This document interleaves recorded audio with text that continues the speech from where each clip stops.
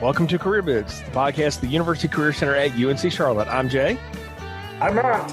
And I'm Patrick. Today we're here to talk about a really cool program that we have coming up that, Matt, is really your thing, man, for the fall. It's called CLTNet, and as part of that, we're also going to talk about a piece of technology known as HopIn that we're going to be using for a lot of these types of things. So first off, what is CLTNet? Sure, yeah. So CLTNet's kind of a brainchild of the Career Center where we're really trying to bring together employers, students, alumni, but also community members. So it's really focused around that networking aspect of growing your network to hopefully get positions later on down the road. But if nothing else, it's really just about making connections across the Charlotte community. And Matt, I got the pleasure to join in the last one a couple of weeks ago, 3 weeks ago. And I think it's important to tell students especially that this is an open networking sort of thing. It's not like what you might see where you have a panel and you listen to them and then you ask them questions and then you talk to a few people and eat food and leave. You have to be a little bit more proactive in this whole event, right? Totally, yeah. So HopIn or CLTNet. So originally, before old COVID came around, CLTNet was actually an in-person event where we partner with employers. It would be that whole like mixing in person, but we moved it to a virtual platform, HopIn, which we'll talk about here in a little bit. But yeah, it's really all about kind of getting out there, getting out of your comfort zone and talking to people. So when you're at a CLTNet event, you may talk to an employer who's recruiting. You may talk to a professional who's in industry. You may talk to another student from another university or college, or even a UNC Charlotte student or alumni. So the part of it is one, really perfecting that 30-second elevator pitch, right? So making sure you're able to succinctly talk to people about your goals in your career, what you're currently doing, maybe in an internship, but then also seeing how you can connect with people to maybe help each other out on down the road. And we do try to usually focus on specific areas. So the first one we did in person, it was really about mentorship. So we had Stacy Cassio from the Pink Mentor Network talk a little bit about that and how you can implement that kind of in your professional world. Most recently, on our first virtual CLTNet, which went really well, we had Meredith Steen talking all about your virtual presence and your digital presence and your portfolios and how to kind of really make that stand out to employers. And hopefully our next CLTNet event, which will be virtual again via HopIn, it's really going to focus on applicants and employers who support applicants with disabilities. So we'll have Disability In to talk a little bit about how people with disabilities can traverse, the work world, but also how employers and how professionals can be very welcoming and inclusive of people with disabilities. So it should be a really awesome event. Yeah, this networking one, virtual, was like 300 people that were in there schmoozing each other and whatnot. What I really loved about the whole thing was it wasn't just, I'm going to look for jobs that are posted and then I'm just going to apply. It was people talking about part-time jobs. They were talking about internships and full-time opportunities, and people had an opportunity to engage. And Jay, I know you were kind of floating around getting to go into all the little mini rooms. Did you get a kind of a cool sense just from people chatting with each other? Oh, yeah, it was a blast. I mean, there were a couple of rooms where we had employer partners in there, and they really were just asking everybody in the room, so tell me a little bit about you. What are you looking for? Here's what, our company's all about. We had Betsy Montanez from FDM Group, who's been a great partner with us. The FDM Group hosted our first in-person CLTNet event, and she's in New York, but she was hanging out in the room and just chatting it up with the students and some of the alums that came by, and then different professionals in other organizations too, and they were sitting there trading notes about like, well, how are you recruiting your interns right now, and how are you doing this? And there were a few students just sort of lurking in there. I was like, man, you guys are getting the inside scoop. What a great idea. But that's why you go to these things, and the thing that I loved most about it was the networking room, because we've talked about on the show, previous shows, I'm more of an introvert, so networking for me is like, I know I have to kind of turn it on and get ready for it. The networking room in HopIn is so cool because you pop in and it basically says, are you ready to network?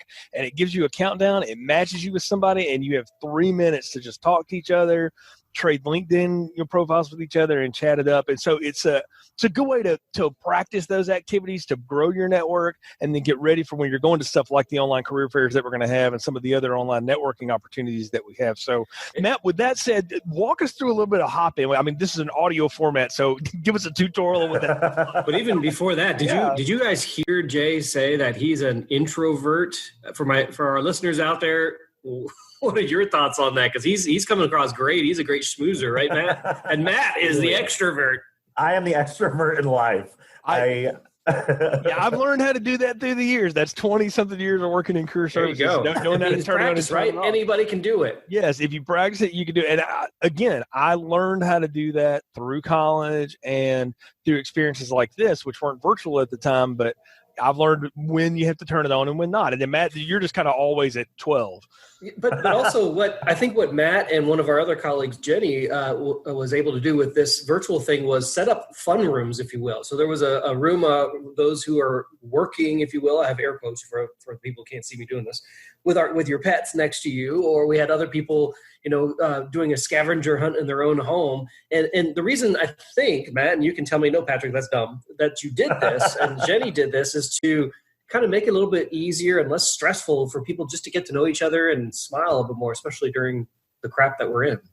Totally, yeah. So I think the idea behind a lot of those rooms that were like fun is to really take away that barrier of like students or job seekers looking at recruiters and employers like they're on another level than what they are, right? To take away those nerves, because if someone is just showing you their pets, or if someone is just running around their house like you are trying to find a plunger, which was one of the items to find in your home, it takes away that seriousness, that scariness that sometimes careers can have. And it puts a little more, I think, humanizing effect to the employers. But then it also allows the students to hopefully make that connection a little bit better, just through sheer experience of life. And that's really what all of the events in HopIn really try to do, is try to create connections. Through plungers. Connections through plungers. That's the title of this podcast, right? Connections through plungers. Brought to you by the Career Center. Yeah, it's funny, like how whenever I've been to a lot of networking events, and I know Jay and Patrick, you have too, and sometimes it's really the vibe of the room that sets the criteria. And so like we really try to keep it happy and upbeat and positive and fun. Because sometimes I've been to networking events where it is the most boring thing in the world. Everyone's terrified. Everyone's just like in their own little silos. But HopIn, really tries to. I've been at family events that have the same vibe that you're describing. So it's because you're there, Patrick. That's why. Brian, Mike could be. Everyone's like, don't move too quickly. Patrick will come over. He only works on visual side acuity. Don't move. He's like the T-Rex. Right. The T-Rex. Now, don't I have the power to fire you guys? How that work? I guess not. I have a mutiny on my... you want to do all this work? You can. So. Right? Yeah, I'm like, I hand it over. So HopIn, tell us about this technology. Yes, so just so everyone's aware, CLTNet uses HopIn, but we have a lot of events coming throughout the entire semester that are going to be utilizing HopIn. Other departments are going to be using it for some of their events. We also have our Creative Connect, which will have a lot of arts, media, design employers that are using it. We'll also even have... another CLTNet event in November. So it's going to be utilized a lot. I also know a lot of our diversity programming is going to be utilized an entire week during October, utilizing HopIn. So listen up. We're going to give you some really good pointers. HopIn really works, again, from the idea of you as a brand and the idea of making those legitimate connections. So you have to create a new account when you go into HopIn. So it's not anything through your Hire Niner. This is a separate type of technology. So you'll make your your profile. And in your profile, make sure you fill it out. Put your name, put your LinkedIn. That's really important because that's the information that'll be shared with employers. And that will also be what really gives you even more life as an applicant, is when they can go check out that, LinkedIn after they've maybe chatted with you. There's a main stage. So sometimes we'll have panels on here. Sometimes we'll have guest speakers. And that's kind of where everyone starts out as a group. And there's a major chat function for the entire event. So that event will really be able to, you can connect with a lot of people through there. I mean, I remember seeing a lot of employers posting jobs or ways to connect with them in that event chat at CLTNet. And I know from even just that chat that there are 2 students who are currently interviewing with London Stock Exchange. And that's how they met London Stock Exchange, was through CLTNet. Other things you have are kind of like things Patrick mentioned, the sessions or rooms. So these are really broken up by industry, by topics, by, ways for you just to really engage. It's really important, though, for all of this is you need to start feeling comfortable going live on video. So if you have to sit down at your computer and practice with a friend, practice with a professor. You just have to get better at it. We're really in this world right now where virtual presence is everything. And if you're not coming through really well on video, or if you're nervous about going on video, it can really hurt you. And Jay, can I stop you there? Because, what does it mean to look good on video? Jay, were you going to jump in there on that? Yeah, I wanted to jump on that as well. And I'll just to say something to dovetail of that. We are hearing from more and more of our employer partners that they're going to be working and doing things remotely even into the spring because of their company regulations and things like that. So as things do improve, and we hope they continue to improve with COVID and all that, this is going to be part of your life really for the next year of recruiting cycle. So getting comfortable with it is important. Another thing Matthew said there that I really want to emphasize, we get a lot of job postings on HireNiner. We're going to flood things to that, but there's going to be stuff that comes up at these events that isn't posted on HON that you learn about just by participating in it. So definitely make it priority to do that. As far as getting comfortable and looking good on the video, the easiest thing I can tell you to do is find the quietest space you can get to, whether that's on campus or in your apartment or whatever. Keep the dogs away, all that kind of stuff. Have a good blank wall behind you. And if you want to do the virtual background, you can do that, but just make sure it looks good. But the big thing is, at least from the top up, dress like you were going to go to a networking. I will totally tell a story of myself at the CLTNet event. I had on a dress shirt. I looked sharp. I was wearing shorts and slippers underneath because nobody saw it. All right, because that's called a TMI situation. It was 90 degrees. All right, so but no, really, it's the old newscaster bit. If you know anything about TV newscasters, a lot of times they're not wearing uncomfortable shoes unless they have to get up and walk and talk. Same difference for you. Just look good from the top up. Present yourself as if you were in a room with people. Treat it the same way, because we tell the employers the same thing too when they're doing virtual presentations, is not to PowerPoint you to death because you've got enough of that in class already, is to engage with you just like they were sitting in front of you 10 feet from you versus being cyber eons from you like they are now. So those are the things that I really wanted to jump in and talk about. And I'll throw out a couple of other things too. The lighting is so important. Make sure the window is in front of you, not behind you. For example, if you're bald like I am, polish your head. That's a joke. Making sure that when you are moving around, so I move around when I talk. For those who have seen me present, you're going to have to kind of control a little bit because not everybody's internet is perfect to allow you to sputter around on the screen. But also, when you take a look at how movies are developed, you'll notice that the person, when there's a person on the screen, they're not dead center in the middle of the video, if you will. They're off to one of the sides to kind of show that depth, if you will. So all these little tiny fine tunings is preparing yourself for that virtual background. Not only like what Jay was saying, that employers are going to be looking at this for interviewing and networking for the next year and a half, but the future of work is now showing that virtual working will continue to happen in some way. Could be 100%, like some companies are already saying. It could be 20%. But this is a part of our new life.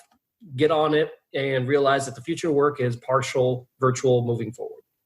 Totally. Yeah. And I think that's why, really taking that practice time or, joining events like CLTNet and being in a less, I don't want to say stuffy, maybe scary is the better word to put it, type of environment is really a great way to kind of start working on your virtual communication skills. It's kind of like nobody plays the Super Bowl from game one. You do preseason first and you get all the kinks out. That's kind of what we're trying to tell them to do.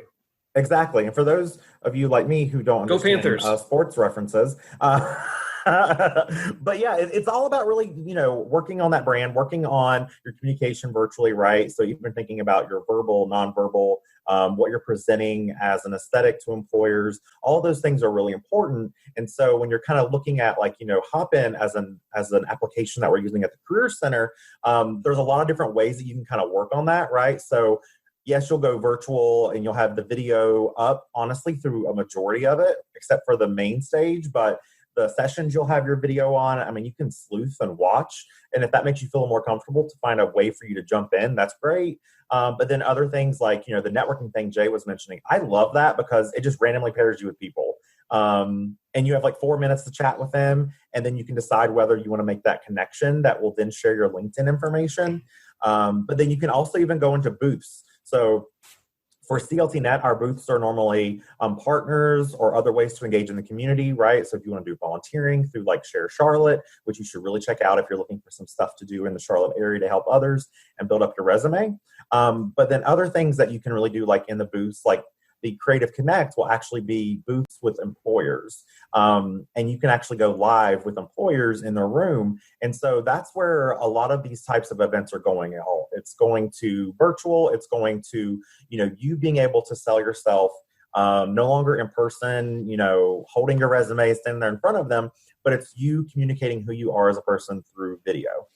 One other thing I'll put out as a way that you can practice this kind of stuff. Talk to our career coaches. They're doing virtual appointments with you. They can help you get used to what that looks like and tell you like, turn that light the other way. Maybe do this, do that. Set up an appointment and say, I just want to talk about interviewing with you, and tell them I want to get comfortable sitting in front of my computer, my phone, whatever it is I'm using, talking to you, and do just like a little mini mock with them or something like that. Do the mock up and check it out that way. So our coaches can really help you with that. And for those of you who are like, well, gosh, I can't find an appointment quick enough, go into Big Interview. We created a practice session where you can just answer one question, have it emailed into our team, and they're going to give you a step-by-step review of your background, how you came across, the lighting, and a lot of other different things. So go into Big Interview. You will find it in there as one of those pre-developed sorts of things, and then you'll just email it into our team, and we'll take care of you guys. Yeah, Big Interview is adding a lot of updates too within the next week.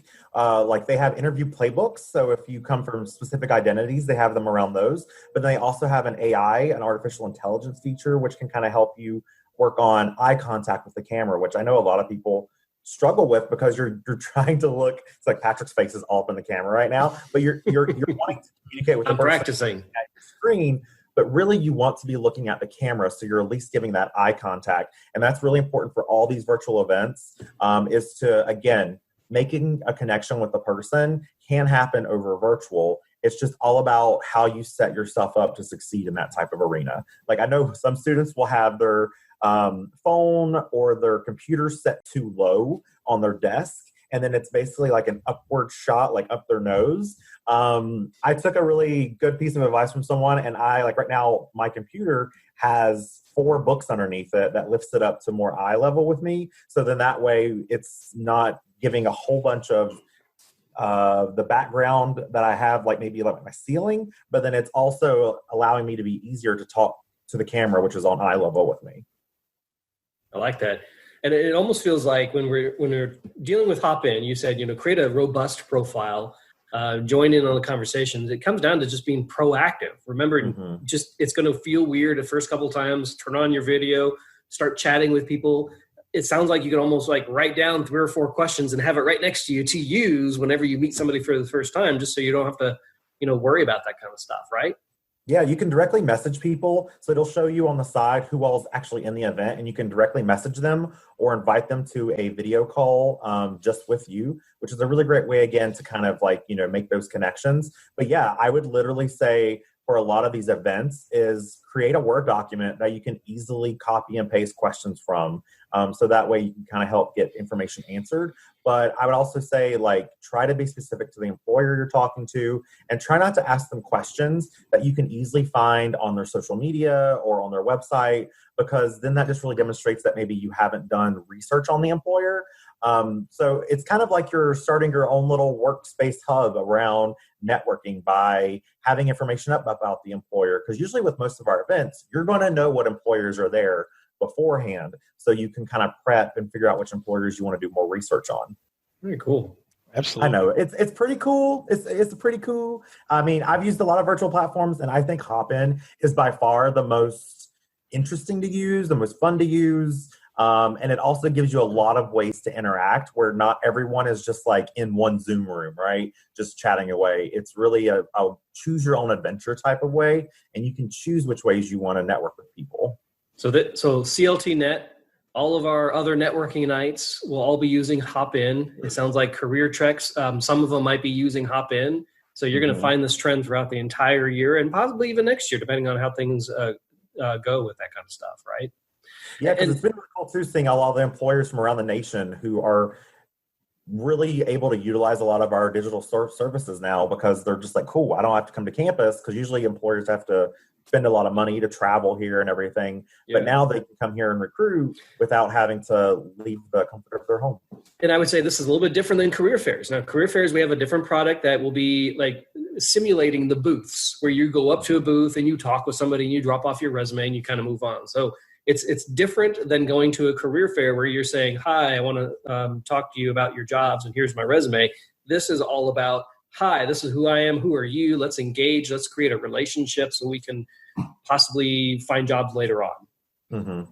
Yeah. But networking is so important. I think students have to really realize, and this goes for professionals in general, is like I'm on LinkedIn all the time, and a lot of connections I've made through, a lot of networking events.